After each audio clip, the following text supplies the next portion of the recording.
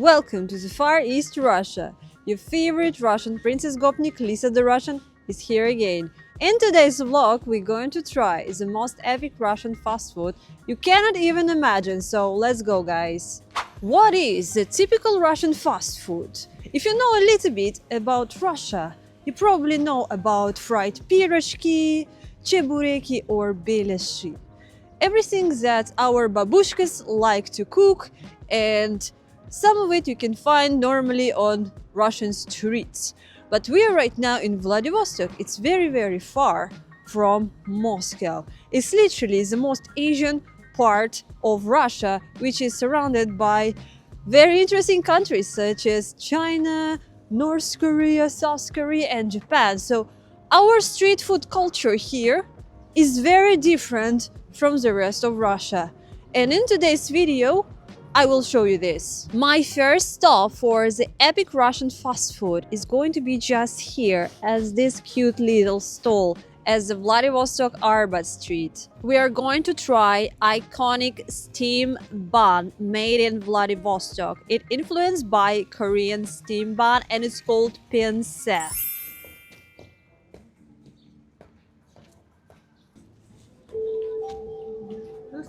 Здрасте, можно, пожалуйста, один пинсе и милкис?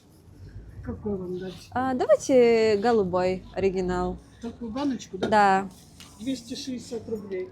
260. Хорошо, по карте, пожалуйста. At first glance, pinse might look like a typical Asian steamed bun. And in fact, its story begins in Korea. Pinse is inspired by a traditional Korean dish called wangmandu, or royal dumpling, which dates back centuries. But the version you will find here in Vladivostok is actually unique to Russia. The recipe was adopted in the 1980s by Sakhalin Koreans, a Korean community that had lived in the Far East Russia for generations. They combined Korean cooking tradition with local ingredients, creating a fluffy steamed bun filled with cabbage, minced pork or beef, garlic, and black pepper. In the early 1990s, the dish arrived in Vladivostok, where street vendors began selling it from small kiosks. The hot buns were cheap, filling, and perfect for the city's cold, windy weather. Within a few years, pinse became a staple of everyday life here. What makes it memorable is the smell. Locals even joke that bringing pinse into the office is like bringing a weapon of mass destruction. But once you try it, it's incredibly satisfying. Soft dough, juicy meat, and slightly spicy cabbage inside. For Western visitors, pinse might feel like a Korean bao bun or Chinese steamed dumplings. But its cultural identity is very Vladivostok. Because this city, although it's Russian, sits right next to Asia. And pinse is a perfect edible symbol of that connection. What I got for 260 rubles is a can of milkies and big steam pie. What is Russian pinse? This is how it looks like. It's not fried. Big pie. It's something similar that you can find in Asian 7-Eleven and convenience stores, where as a cashier they usually have this steam ovens, steam fridges, I don't know how to call it, but they sell it as a easy to get snack in Asian countries. It's very popular in China and it's one of my favorite Chinese food, and in Korea you can find it also in this convenience store. But in Russia we don't have a culture of convenience store. And in Vladivostok, there was a startup of creating the pinse, how our regional Vladivostok fast food in the 90s. Since then, it's our symbol and all people of Vladivostok know it. Everyone tries it. And I'm so excited to try this because I haven't eaten this for several years since I was in Moscow. Yes, you can find this kind of food in Moscow, but it's not that famous there. This is what you cannot miss if you are visiting Vladivostok.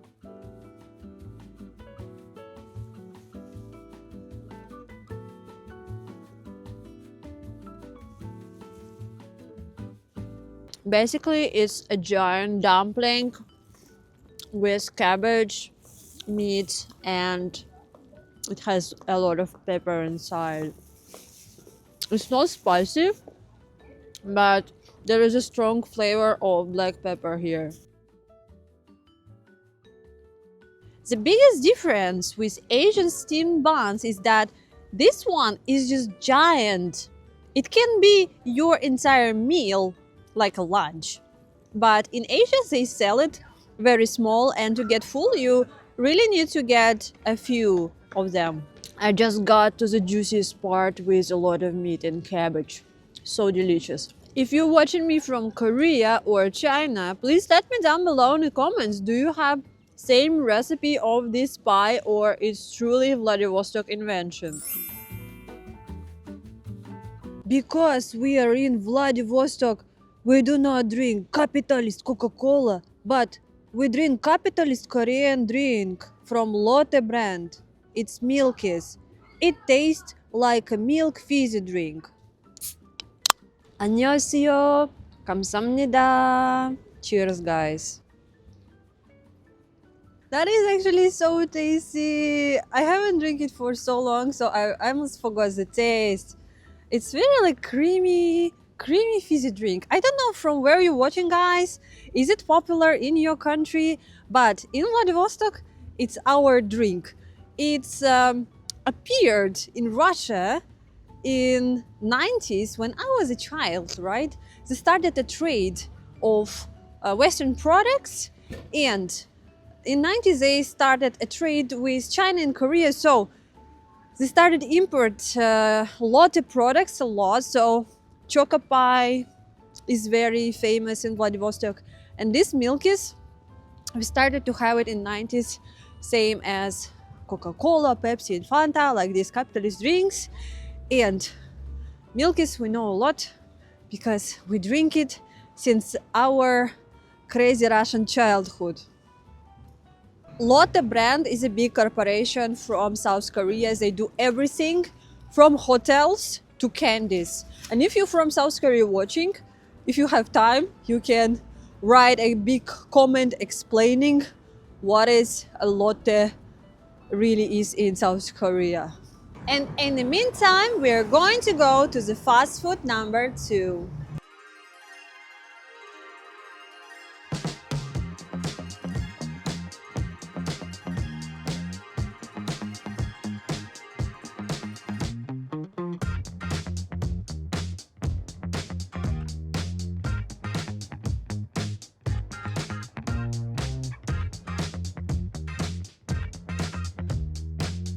For the epic fast food number 2, I came underground, and we're going to try sweet Korean influence Vava Keksi. Another street snack that might surprise you in Vladivostok is something local casually called Vava Keksi or Vava cupcakes.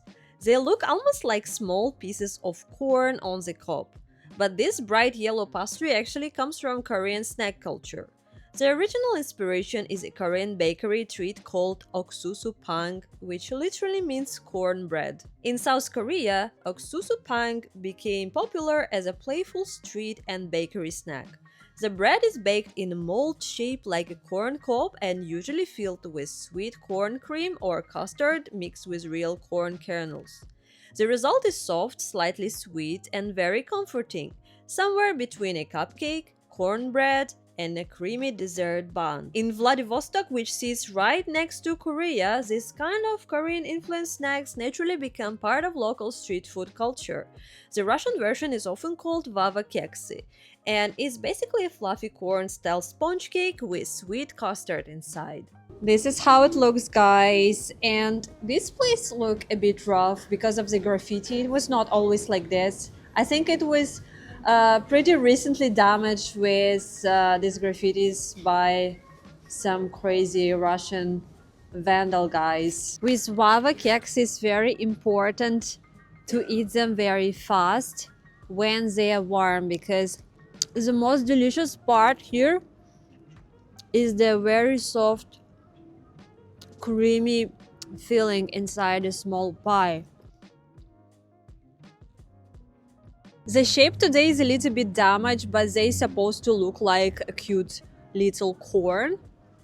And for my taste, they now a little bit different. For my local Vladivostok taste, I think they lost a quality a little bit because they don't have a right shape anymore, and the taste is slightly different because right now it tastes like simple sugar, just a sweet taste, but before they had a very specific creamy delicious taste of vava kekse. The pigeon attacking me. Do you wanna fight?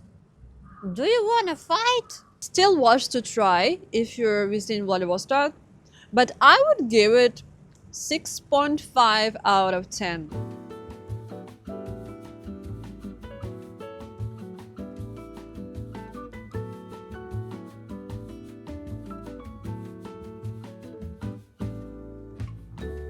For third epic Russian fast food and snack, I'm back to Arbat because I'm going to show you coffee which we only have in Vladivostok, our own epic coffee brand.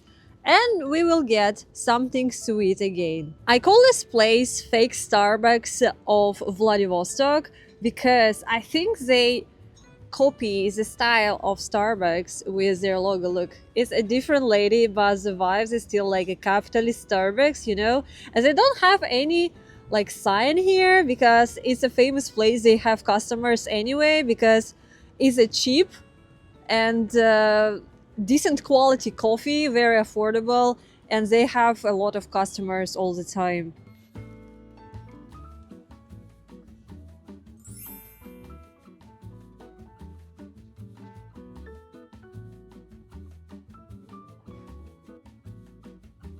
Fake Vladivostok Starbucks.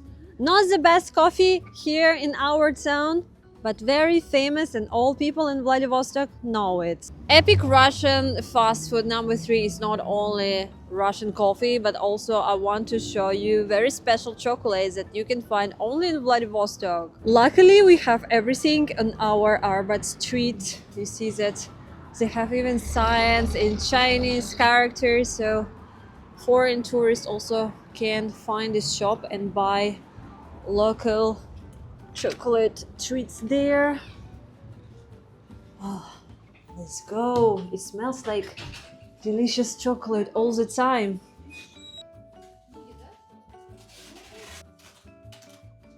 This is a shelf where they sell very unique flavors of chocolates.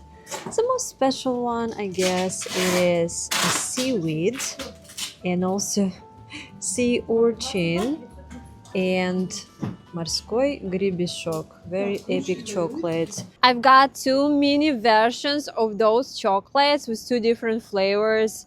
One is sea salt and another one is seaweed. Our chocolate factory has a lot of unique candies and different chocolates. But if you don't know what to choose, I highly recommend you to try this iconic Vladivostok chocolates. I didn't want to buy a full version because I already tried before. But for this video, I want to try just a mini candy version of it. So let's drink some coffee with Russian chocolates. This is seaweed taste chocolate. It tastes like a normal dark chocolate with a real flavor of cacao, and the seaweed taste is only aftertaste of it. It's not very strong at all. You know, in Asian countries they like to do weird tastes. For example, like in China or in Korea, they like to do ice cream with weird tastes. But it's not about this chocolate. It tastes like a normal dark chocolate with a good taste of cacao. But the seaweed taste is only a very, very slight taste, and it is aftertaste. It doesn't has a strong smell or any weird taste at all. I'm surprised because I expect it to taste more interesting than this. It's very average. Sea salt chocolate. It should taste like a real ocean. Let's try it out.